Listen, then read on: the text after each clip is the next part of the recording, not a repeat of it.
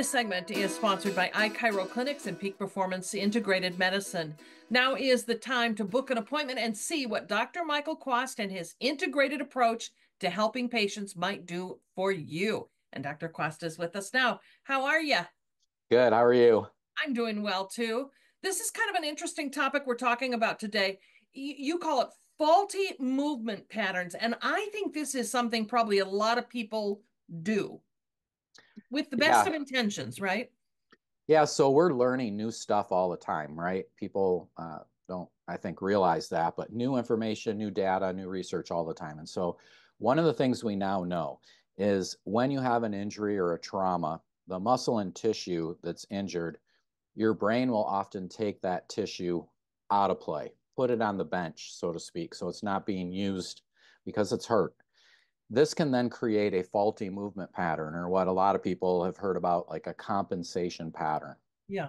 The problem is when that sticks with you. Now you have this bad pattern that you're walking around with, and you're not going to perform as well. You're going to be more likely to have injuries. And, anytime you do anything, it's going to be putting excessive wear and tear on the joints of the body that are involved. Never mind, you also have that old injury sitting on the bench, as you said. You've not addressed that and you've created a new problem, right? Yeah, so many of the people we see when you sit down and you go, when did this first start? Whatever the problem is, back, hip, neck, shoulder, knee, whatever, right? They often will go, oh, when I was 18, and they're like 50 plus. And then it's like, what was done about it? I rubbed dirt on it and got back on the field, right? Like, or Yeah. whatever it was. Like it's not good to have these bad movement patterns. And the problem is if you're not being tested with the mobility testing that we do, you don't know you have a bad movement pattern. And it's kind of like this. Like if I'm like this, I can go to the gym every day and work out. Yeah. It doesn't fix this problem. It strengthens the bad pattern. And so what happens is you have people that are like working out all the time. They're working out, and they're thinking, oh, I'm doing so good. And yeah, you are. Like, we all need to work out more. But it's not going to necessarily fix a bad movement pattern. It's going to reinforce it, which then makes more damage on the joint. And all these people think that just working out is the answer to everything, and it's just simply not. It's important, but we got to get the pattern right first. And that's one of the things we do is we get these patterns back to how they should be or as close as you can. Yeah. So, what does the diagnostic piece of that involve, Dr. Quast? Yeah, it's real simple. So it's just basically range of motion testing and some orthopedic testing, how far you can bend and move and turn. Like we always talk about, when you see somebody who can't do one of those physical mobility tests, whether it's touching their hands behind their back, the shoulder test, or putting their heel to their butt, or having full 90 degrees range of motion in their neck, these are just a few. But when you see that, you got to then go, well, why can't you move? Mm. Muscle. If the muscle's so tight it doesn't let you move, what's it doing to the joint? Compressing it. If the muscle's so tight, why?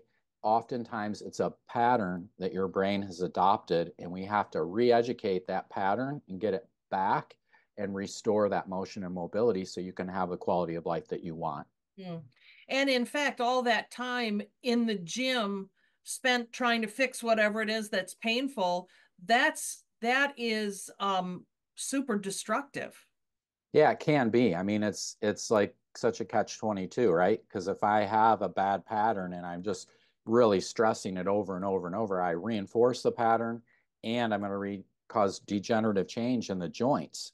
And we see a lot of degenerative change in joints, which is why we have the regenerative part of what we do to try to regenerate any of that cartilage and tissue that's been worn away or damaged. But what if you could just stop that from happening? And educating people about these movement patterns, I think, is our first step. It's just a lot of people don't understand it. They're not up on the research of what's coming down the pipe recently. And so we want to get that word out so people know what's going on and can have the best results for, whatever it is that they like to do in life physically, whether it's walking the dog or being a professional golfer and everything in between. All right. Well, folks, if you'd like more information or to book an appointment and get that assessment, call 616-447-9888 or visit peakperformanceintegratedmedicine.org. Dr. Quast, thank you. Thank you. Have a good day. You too.